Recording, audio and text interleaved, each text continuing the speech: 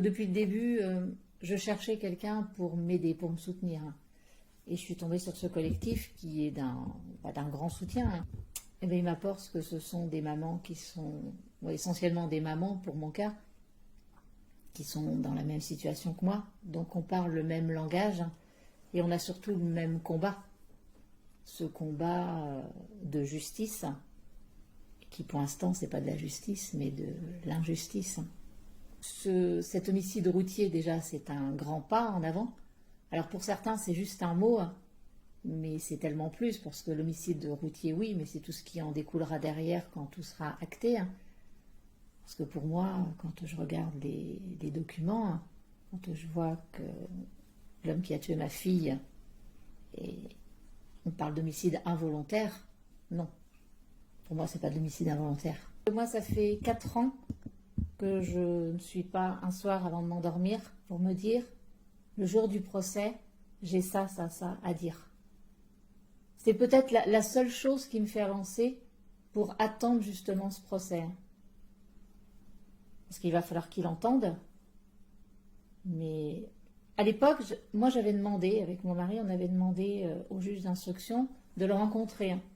Parce que humainement, on avait besoin de mettre un visage sur l'homme qui avait tué notre fille. Pour nous, c'était essentiel. La justice a refusé, sous prétexte que ça n'apporterait aucun élément. Donc ça voulait encore dire que notre avis était mis de côté, qu'il n'y avait aucune compassion, qu'il n'y avait rien. Donc j'ai pris mon courage à 2 mains et je suis allée frapper à sa porte, toute seule. Ne me demandez pas comment j'ai fait, parce que même encore aujourd'hui, je me demande comment j'ai fait pour résister. Et là, je suis tombée nez à nez avec un homme, les mains dans les poches, complètement, on va dire, à l'ouest. Il n'a pas arrêté de me répéter, mais ce n'était qu'un accident, madame. Aucun remords. Rien. Rien. Ça, ce n'était qu'un accident, madame. Et il me l'a dit plusieurs fois. C'est quand je prenais de la drogue. Mais ça, c'était avant. Puis vous n'y étiez pas, vous, sur le lieu d'accident. Vous ne savez pas ce qui s'est passé. Il m'a raconté des mensonges. Il m'a dit qu'il y avait quelqu'un qui traversait la route. 7 mois après avoir tué ma fille. Donc non. Demain, je suis persuadée que son avocat va bien le conditionner. Parce que, en apparence, c'est le gendre idéal. Sauf que c'est pas ça. Et moi, je n'y crois pas du tout. Je ne crois pas du tout. Demain, il pourra dire tout ce qu'il veut. Non. Moi, ce que je veux, c'est que demain, on le punisse pour ce qu'il a fait en 2019 et pas pour ce qu'il est aujourd'hui en 2023. Sinon, c'est trop simple. On ne punit pas un enfant quand il a fait une bêtise, on ne le punit pas la semaine d'après. J'ai souvent pensé à sa maman parce que, honnêtement, je la plains. Alors, c'est une dame que je ne connais pas, que je n'ai jamais vue, mais je sais qu'elle a vécu le drame que moi je vis aujourd'hui, que maintenant son fils est de l'autre côté de la barrière, et franchement, je la plains. On ne peut pas souhaiter ça à une maman. Maintenant, ça reste sa maman. Alors, je ne connais pas du tout son état d'esprit.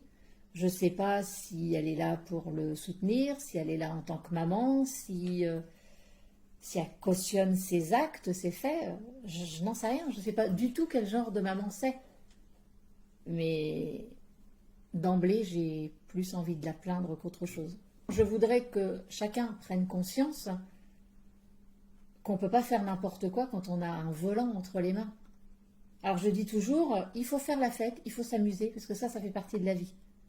C'est pas parce qu'on a perdu quelqu'un de cher qu'on doit s'arrêter de vivre. Alors moi, j'ai pas honte de dire qu'il m'est arrivé depuis de rire, de m'amuser. Mais à côté de ça, il y a aussi beaucoup de chagrin dû à l'irresponsabilité d'un homme. Et on ne doit pas laisser partir quelqu'un qui a bu. Ça, c'est un combat que chacun peut mener. Et moi, ma colère, c'est qu'aujourd'hui, la loi n'est pas appliquée. Alors la loi, elle est complètement démente par rapport à ce qu'on endure. Parce que, comme je vous disais, 10 ans, c'est rien. Mais il va faire combien? Cassandre est morte juste après Elsa. Son meurtrier a été condamné à 5 ans, dont 2 avec sursis et il n'a même pas fait 2 ans. Est-ce qu'on peut imaginer l'état des parents quand on entend ça? Je vous dis, c'est plus de la justice, c'est de l'injustice. Moi, j'ai le sentiment qu'en haut lieu, alors ça va peut-être être terrible ce que je vais dire, mais j'ai l'intime conviction que si nos hauts responsables vivaient ce que nous, parents, on vit aujourd'hui, je suis sûre que ça bougerait beaucoup plus. Qu'ils prendraient beaucoup plus la mesure de ce qu'on endure, la mesure de ce que c'est de perdre un enfant, parce qu'on ne fait pas un enfant pour le perdre. J'ai l'impression que nous sommes restés sur le bord de la route en même temps qu'Elsa, le jour de l'accident. C'est-à-dire qu'on n'a jamais pris soin de nous. Si moi, ma fille aînée, n'avait pas dit « Maman, il faut que tu te fasses aider parce que sinon tu n'y arriveras pas », personne n'est venu me voir. Enfin, moi, son papa, même elle, on n'est pas venu nous voir pour nous dire « Vous allez avoir besoin d'aide ». Si notre fille n'avait pas pris plein de choses en main, même aujourd'hui, je me demande comment elle a fait parce qu'elle nous a portés à bout de bras. Personne n'est venu nous aider.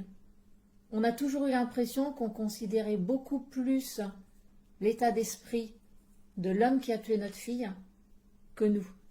Parce que quand on entend dire « Attention, cet homme, il pourrait se suicider », mais moi, qui est venu me demander, qui s'est posé la question que je pouvais mettre fin à mes jours à force d'avoir du chagrin? Personne. J'ai l'impression que c'est le monde à l'envers.